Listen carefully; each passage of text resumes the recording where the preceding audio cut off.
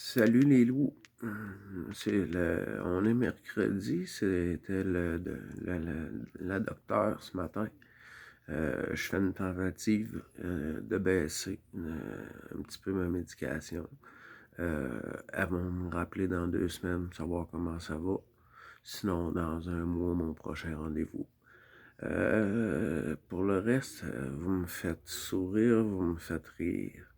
Une chance, quand vous demandez des petits détails pour en savoir plus sur vous, une chance que j'ai dit que c'était pas urgent, que je n'étais pas pressé dans les commentaires au fil du temps.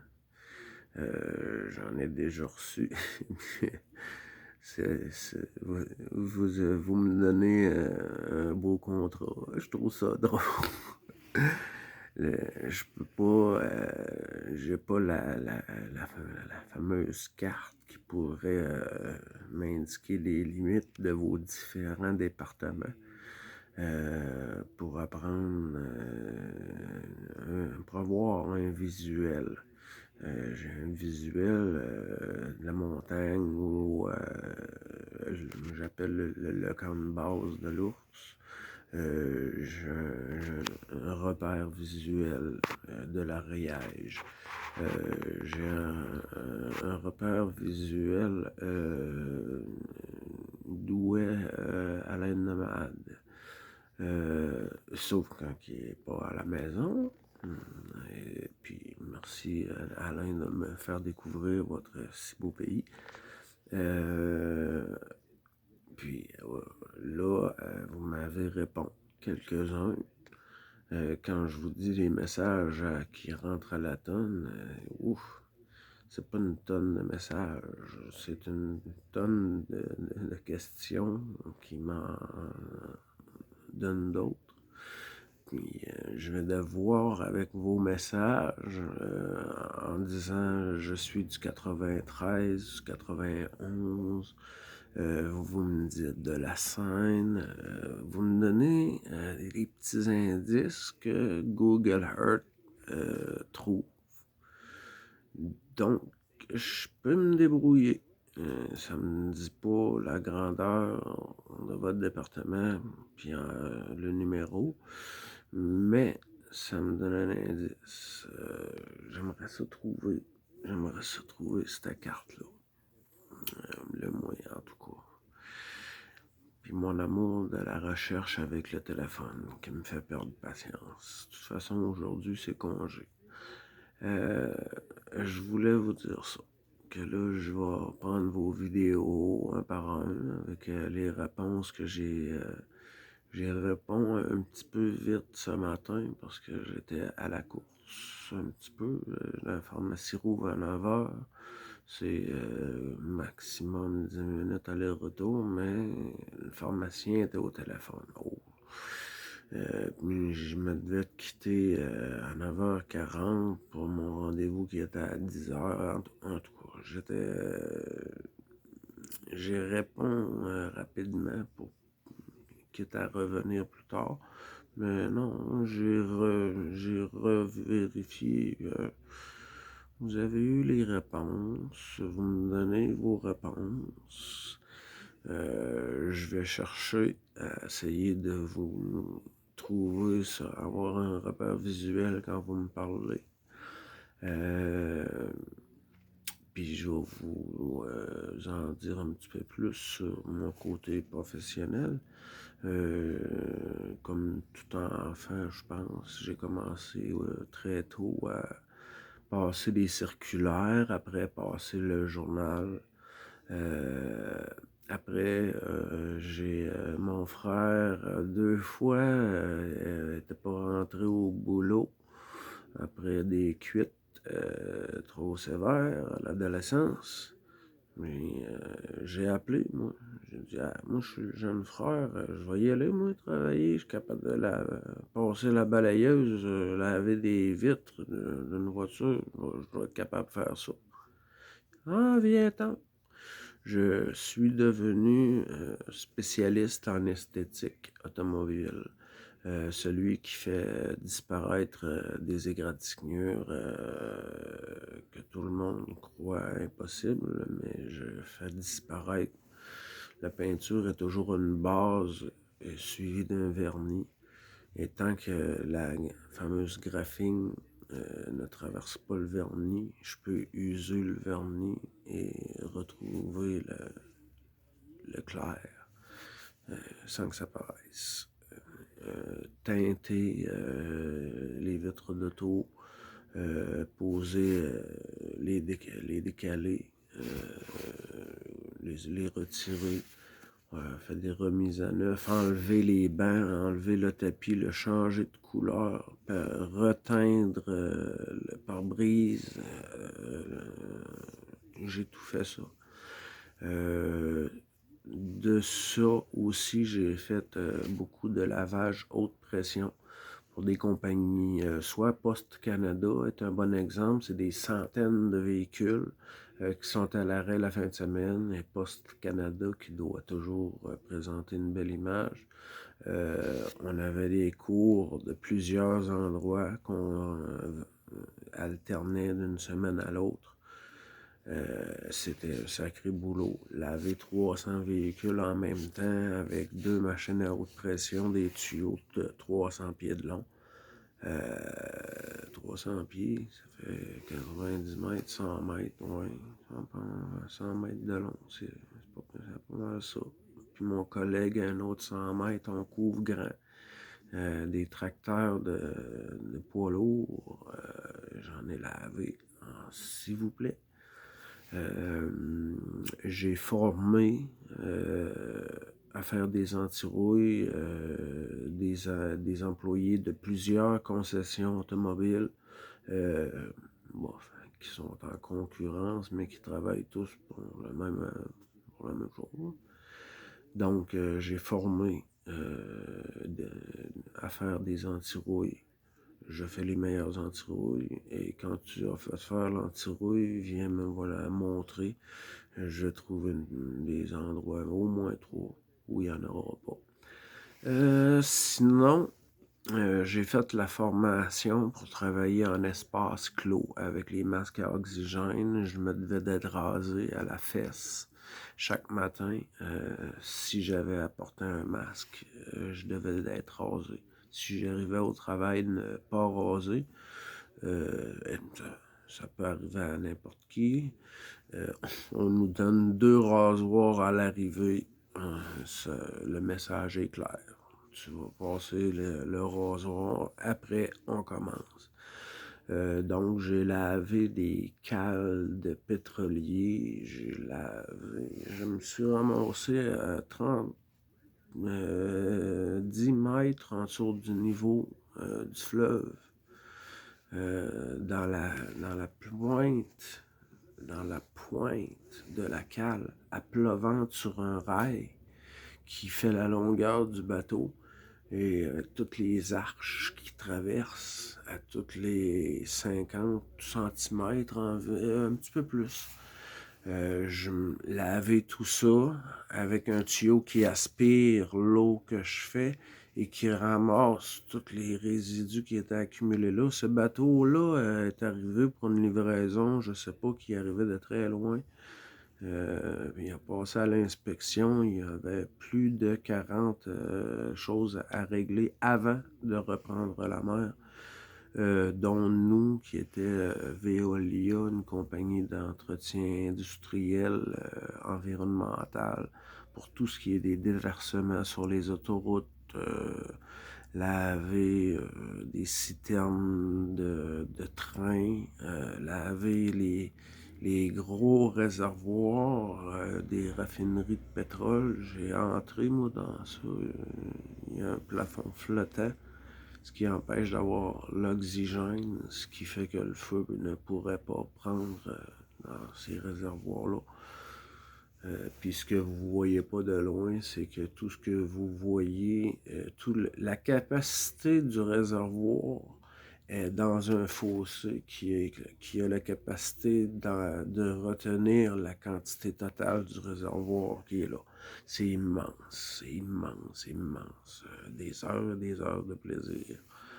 Donc, travailler en espace clos avec des masques à oxygène, j'ai pogné un coup de chaleur, j'en ai été malade. Oh. J'ai de l'asphalte, du bitume qui doit être gardé liquide, donc chaud, entouré de murs en ciment en cas de débordement. Et c'est ce qui était arrivé. Moi, j'étais dans le trou à aspirer le goudron et on lavait avec du gaz diesel. Moi, je recevais le gaz diesel sur la tête, je travaillais avec le masque, puis je ramassais le fond. Et j'ai eu chaud, trop chaud. Je me suis ramassé malade, j'ai comme tombé. Euh, j'ai vu que deux hommes pressés de sortir quelqu'un, ça développe de l'énergie, hein? Ça devient fort un homme en cas d'urgence. Sinon, qu'est-ce que j'ai fait? Ouais. Esthétique automobile. Je suis spécialiste en esthétique automobile. J'ai mes cartes en carrelage. Je suis carreleur.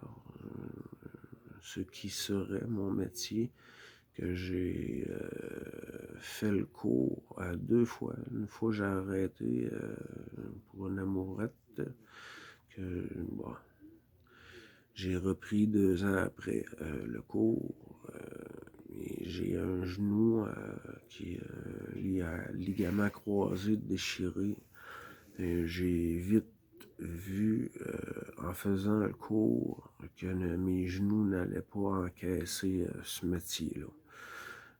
Ma solution était de me spécialiser à faire les murs de grands hôtels en marbre, des colonnes, des choses comme ça. J'avais un talent très bon pour aligner des pierres à la perfection. L'examen était sévère. On avait 4 pierres à installer. Le professeur arrivait avec sa grande règle à niveau.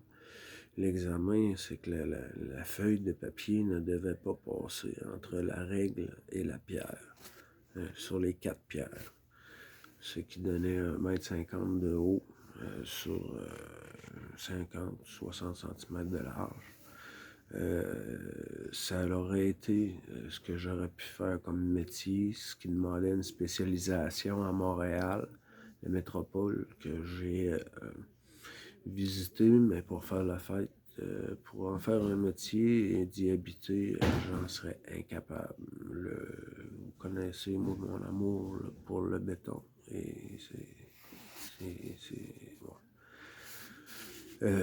Et dans ces années-là, il y avait dans les bulletins de nouvelles des conflits avec des histoires de mafia italienne mêlées à la construction de ci et de ça, qui incluait les hôtels. Donc, c'était pas le moment pour me spécialiser et de penser à faire ce métier-là. Donc, je n'ai jamais pratiqué le métier.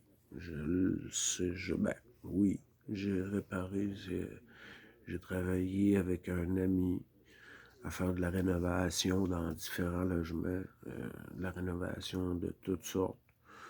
Donc, j'ai refait des murs de salle de bain, de douche, des planchers de douche, de salle de bain. J'en ai fait du carrelage, mais j'ai fait de tout. En faisant la rénovation de logement, beaucoup de déneigement aussi, qui était la deuxième. C'était un ami qui faisait ça, la rénovation de logement. Puis son principal métier l'été était de faire du terrassement, l'hiver de déneigement avec, je vous ai montré mes collègues en tracteur. Lui avait le tracteur, moi il me laissait avec la pelle. J'ai pelleté des murs de neige accumulés les longs des portes d'église. J'en ai pelleté pour ma part. Ça vient avec l'âge de... À moins de 10 ans, j'ouvrais l'entrée des voisins avec la souffleuse à moteur à peu près. Donc, j'ai fait la rénovation de logement. J'ai fait beaucoup, toujours du déneigement. La pension, Jacinthe, c'est une amie de la famille. Sa fille Alex a été 10 ans, je crois, avec mon petit frère. Donc, c'est une amie de la famille, Jacinthe. Ça fait longtemps. J'ai fait le déneigement l'hiver, que je ne fais plus. Pour la simple et bonne raison que je vous l'ai déjà même expliqué cet hiver, qu'à chaque fois qu'on tasse un tas de neige et qu'on le retasse, il se compresse, et il devient lourd. Et c'était le cas. Je me devais de vider les petits enclos individuels. Mais avant ça, je me devais de vider l'enclos d'exercice qu'on appelle l'enclos de groupe. Après l'avoir vidé, j'ouvrais les portes qui se devaient de tout ouvrir, donc bien gratter tout l'hiver pour toujours garder le niveau. C'est du travail. Pour prendre la neige dans l'enclos individuel, la remettre dans l'enclos d'exercice, pour refaire l'enclos d'exercice, redéneiger. Pour monter au deuxième, pour défaire le toit, pour remettre de la neige dans l'enclos d'exercice, pour refaire. Hein? J'ai abandonné. Et vous avez vu la grandeur du terrain. Quand la journée commence avec la pelle, se termine quand j'ai fini. Les journées complètes, là, j'ai donné. Donc, j'aime bien avoir mes petits clients, mes personnes âgées. Je donne mon nom, je vois, j'ai des réponses ou pas à mes offres. Je vois l'âge, et puis avec les propositions que j'ai, je sélectionne, je fais mes choix. Puis j'en prends pas. Je vais en prendre peut-être un ou deux de plus l'hiver prochain, parce que je vais peut-être faire un petit peu moins d'heures cet été. Puis probablement moins l'année prochaine.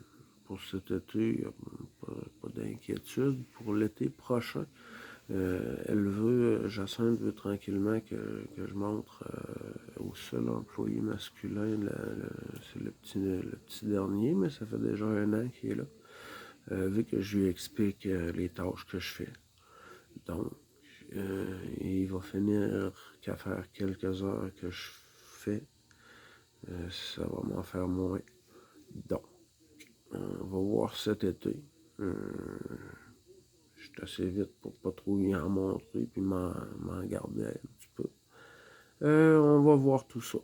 Fait que j'en suis rendu aujourd'hui que je suis minimaliste, oui. Oui, je suis très heureux. Très heureux. Puis je suis pas riche, mais je suis riche en temps. Puis c'est ce que j'aime de mes choix. De profiter de l'hiver, régler mes frais, de pouvoir prendre l'été pour profiter de l'extérieur.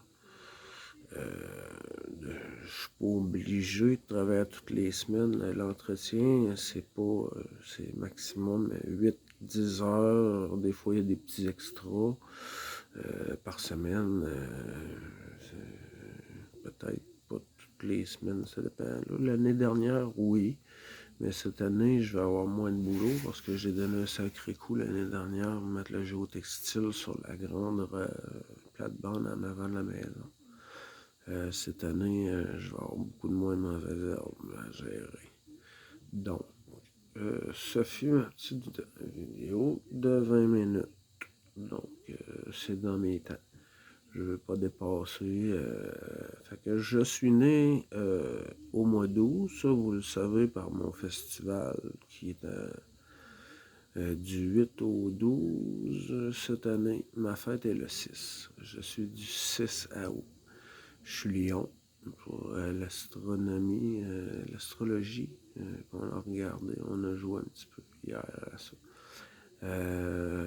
Donc, ce fut ma petite présentation de moi, mon métier, mes spécialités, mes expériences. Donc, mettre un masque à gaz, m'enfermer dans un endroit qu'on appelle le cadenassage, quand il y a seulement une entrée.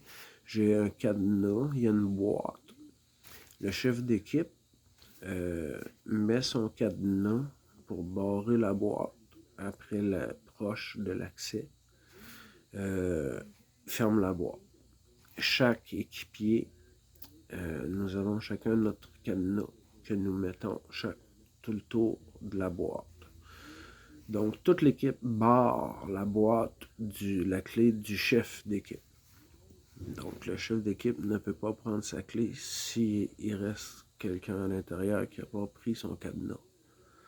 C'est le cadenassage. Une méthode de travail, c'est quand il n'y a seulement qu'une entrée et qu'une sortie possible.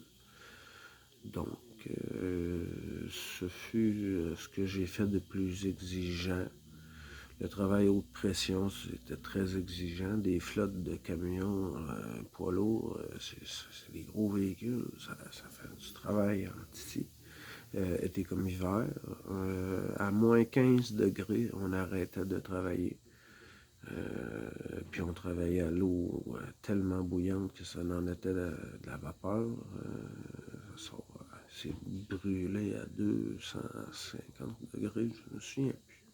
Ça sort en vapeur à 3500 livres de pression, 3 gallons minute, ça lave en tabarnak. Ça décape en tabarnak. Fait que c'est mes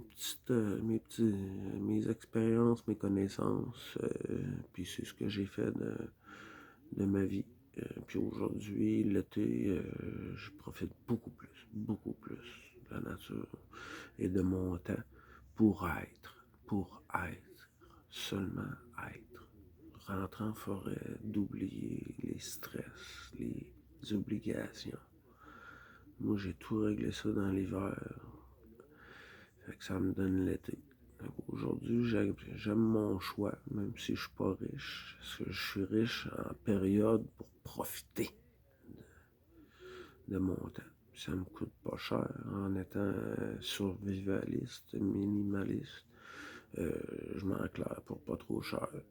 Donc, à part l'essence, c'est sûr que j'amène un minimum de nourriture. Je peux pas toujours tout trouver, surtout pas quand je viens d'arriver à un nouvel endroit. Ça va être à venir. Ça va être à venir. Donc, je voulais vous donner ma version. Puis moi, je vais tranquillement vous reprendre un après l'autre. Et je vais aller voir de quel département vous êtes, essayer de trouver des indices pour avoir un visu. Puis je vous dis à la prochaine. Je vous aime, je vous adore les loups. Bonne soirée à vous qui doit être là. Oh, il est 2 heures. Je vais faire une sieste cet après-midi, moi. Bon. Il est 14 heures. Il est 20 heures chez vous. Donc, bonne fin de soirée, les loups. Je vous aime, je vous adore. À la prochaine. Bye.